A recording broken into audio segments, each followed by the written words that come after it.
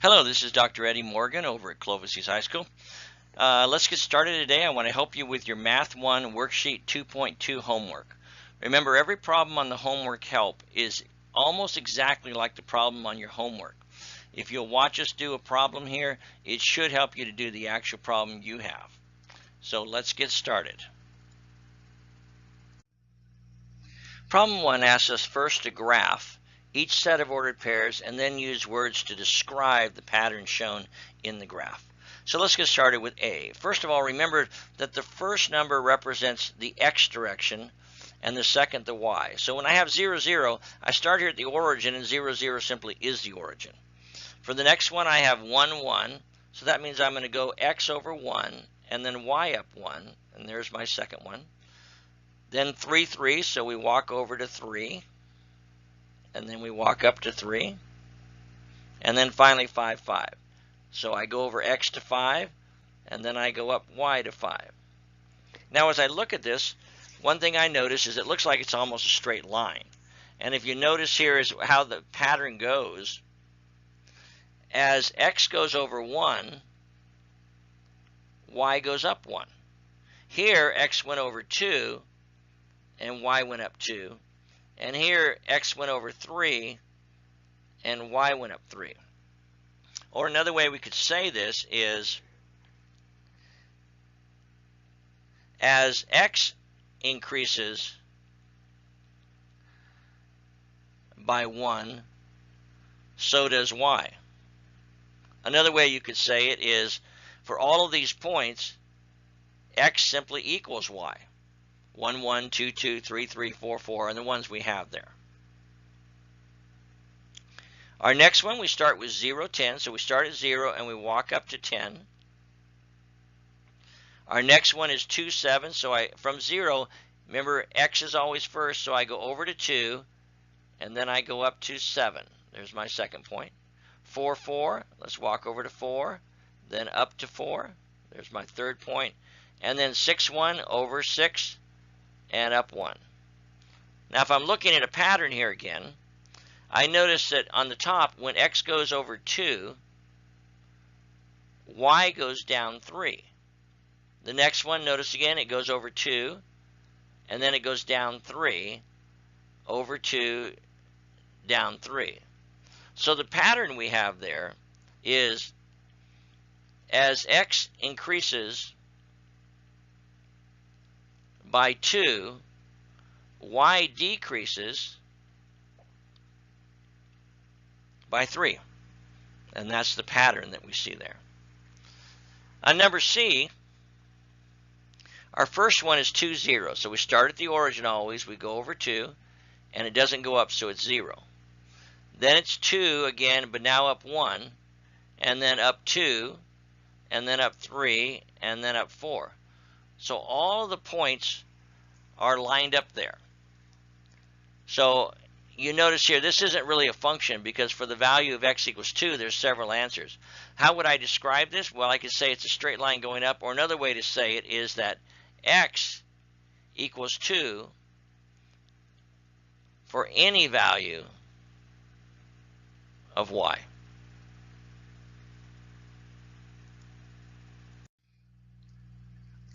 Problem 2 asks us to look at the diagram below of squares and then complete the table to show the relationship between the number of squares and the perimeter. Well, if I'm doing perimeter, that's the distance around. For the first one, 1, 2, 3, 4, the perimeter is 4. And that's what we have listed right here in the table. The next one, notice, I have 1, 1, 1, 1, 1, 1. If I count them, it's 6. And so for 2 squares, I have the original 4 plus 2 more. So here this is like I have the original 4 plus 2 more. For 3 squares, if I count them up here, 1, 2, 3, 4, 5, 6, 1, 1, notice I have 8 squares, so it's going up by 2. And so in this case, I end up having 8 squares. So this is like I got the 6 plus 2. So initially, I can start filling this in by going, okay, notice this goes up by 2. So the next one goes up by 2, but that's 8. So if I go up again by 2, that is going to be 10. Now as I go to number 10, notice it didn't go up by 1. See, these are all going up by 1, 1, 1, but now I went up by 6, so I'm not just going to add 2. Two ways to do this. I could just continue this way and say, okay, if 4 is 10, then 5 is 12, and 6 is 14, and 7 is 16, 8 is 18, 9 is 20, and 10 is 22. Okay, that would be one way to work that problem. Another way, though, is to say, could I write this as a formula involving the square number? And notice my square number here, I'm adding 2 each time, so I'm going to let this be 2 times x, or my square number. And in order for that to be 4, notice it has to be 2x plus 2. 2 times 1, see, 2 times 1 plus 2 gives me 4. And then 2 times 2 plus 2 equals 6, and 2 times 3 plus 2 equals 8. So this is my formula. So if I come over here and plug it in, I plug in 10. 2 times 10 plus 2 is 20 plus 2 is 22. And so my answer here is 22. Okay? Now, so what we've discovered is we've actually got this is our answer here for, I put x, but we're going to use n, 2n plus 2. Now, how would I find this one going backwards? Well, now I need my formula again. So if I say 2n plus 2 equals 62, how am I going to find n? Well, we just solve it. Subtract 2. We get 2n equals 60. And now we divide by 2. And I get n equals 30. And so the answer there is 30. Great problem.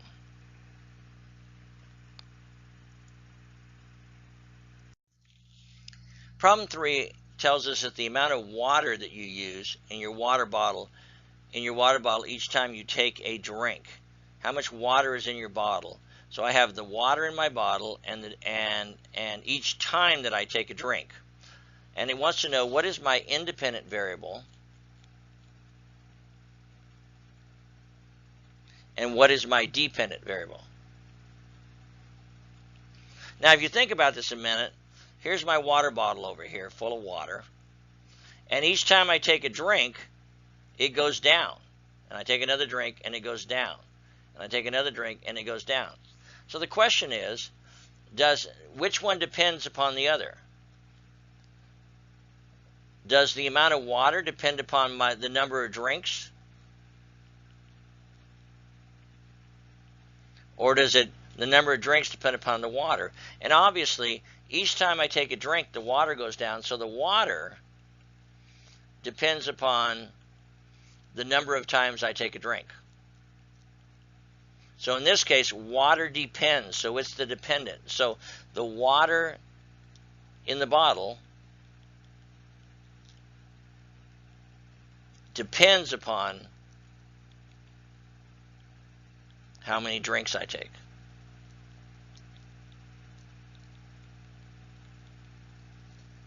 Right? Now in the next one, it's asking us to consider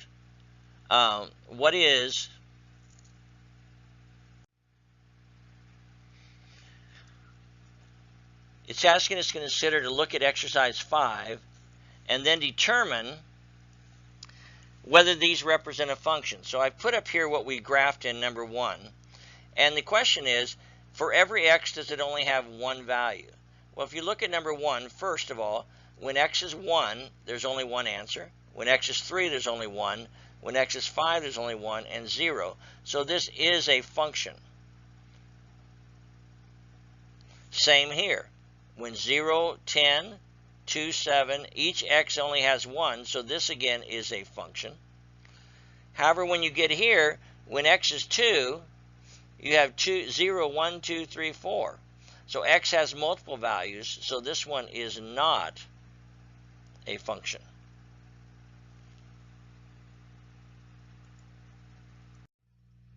Problem 5 is a really easy question. It gives us a graph here, and it asks, is that a linear function? Well, the word linear has the word line in it. A linear function equals a straight line. And if you notice here, this is not a straight line. It's a curved line.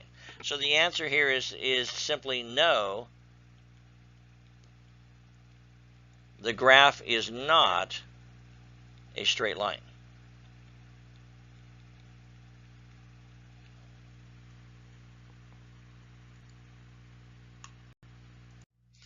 Problem 6 is a gardening question. It says you can make 4 gallons of liquid fertilizer by mixing 7 teaspoons of powdered fertilizer with water.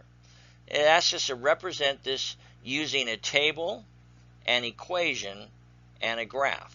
So let's start with the table. Okay, I'm going to make myself a little table here, and I'm going to put here my X and my Y, and I'm going to let X be my gallons. So I'm going to put 4, 8, 12, 16. All right. Now, for 4 of those, I'm going to need 7 teaspoons. So 7, 14, 21, 28. Notice I'm going up by the multiples of 4. So every 4 equals 7. So 2 times 4 is 8. So 2 times 7 is 14. And you can see here that we have this relationship going on there. And now if I were to graph that, for my graph, let me draw myself a graph. My X here is my liquid gallons. So that's the liquid fertilizer, and that's in gallons. And the other side is the powder, and that's in teaspoons. So I'm going to mark this off, give myself some marks here.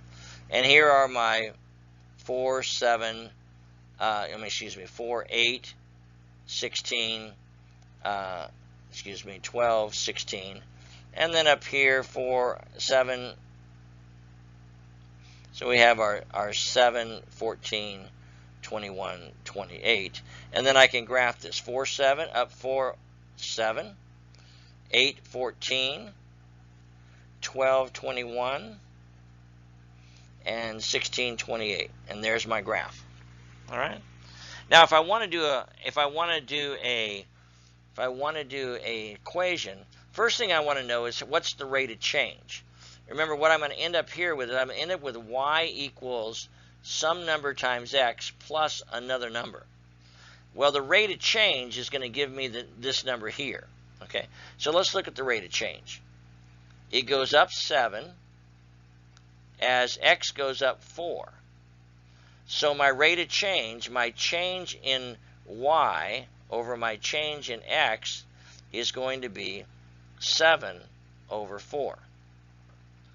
So I know now that my equation is going to be y equals 7 4x plus some other number. And I'm going to call that number b. You'll discover why later on. Now you notice in this problem, I don't know what it is for 0. You know, if I go back 7, however, if I were to go back 7 and say, what is it for 0? If I go back 4, then I have to go back 7 and notice that that's 0, 0. So as a result, that b is going to be 0, so my answer is simply going to be y equals 7 fourths x. That's because my graph goes right through the origin.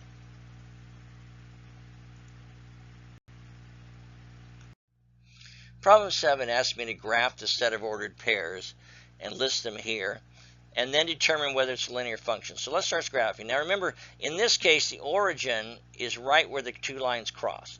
So I always start there. So remember, this first one is always my x and then my y. So from here, I'm going to go over -4, so I go to the left. 1, 2, 3, 4, and then down 3. So there's my first one, -4, 3. Now I go -2, -1. Remember, x is first, so over 2 and then down 1. And then the next one is -1, 0, so over 1 and stay there. And then 1, 2, 1, and then up 2. And then 2, and up 4. So an interesting thing as you look at this, if I'm looking into just looking at the graph and saying, is this a line? You know, it almost looks like a line right here. But then you see what happens? This one doesn't stay on the line. So as a result, I would have to say, no, the graph is not a linear function.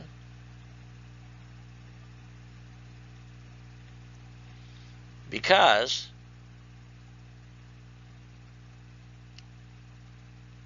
it doesn't form a straight line.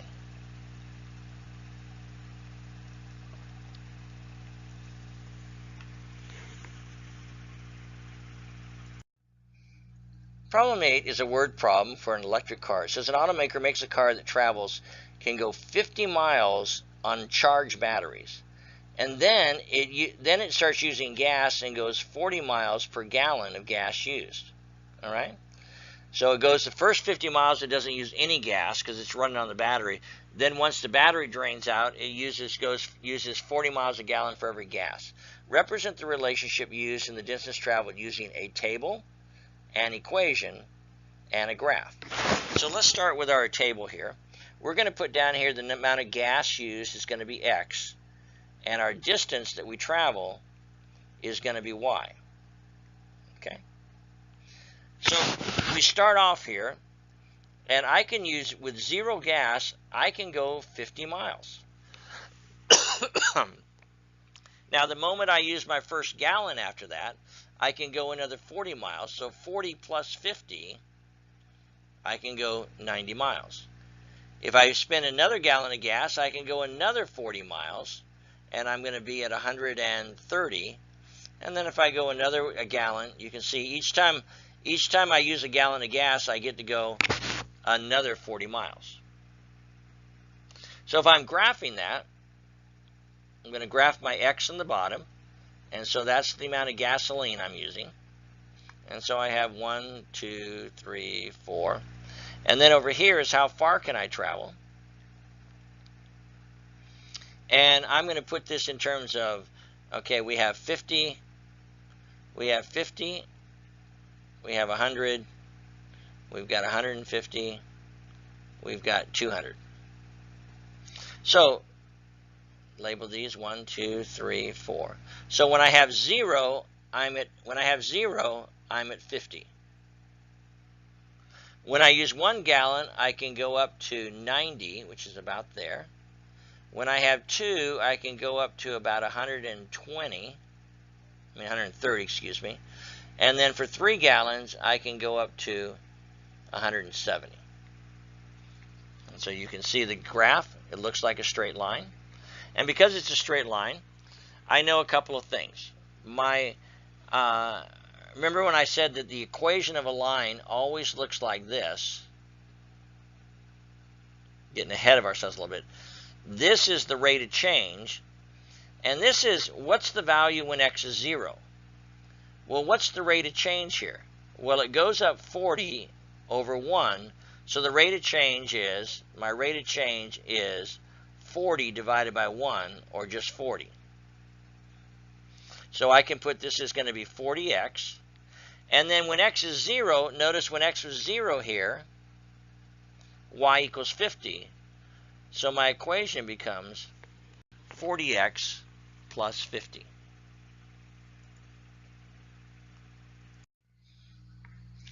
Problem 9 says, suppose you know the perimeter of n octagons arranged as shown. What would you do to find the perimeter if one more octagon is added? So it's asking for the general rule, not just this. So let's see what happens in particular. You notice here with the first one, we start with 8 sides. But now when I add another one, notice what happens. I lose this side here. So I lose a side, but then I gain 7. So if we count them all up, the end result is that I end up adding 6 and I get 14 more. All right. Now notice if we do that again, if I add another one, once again I lose that side, but I gain 7, so I add 6 again, and I end up with 20. So whatever octagon is, each time I add, I get 1. So if I have n octagons,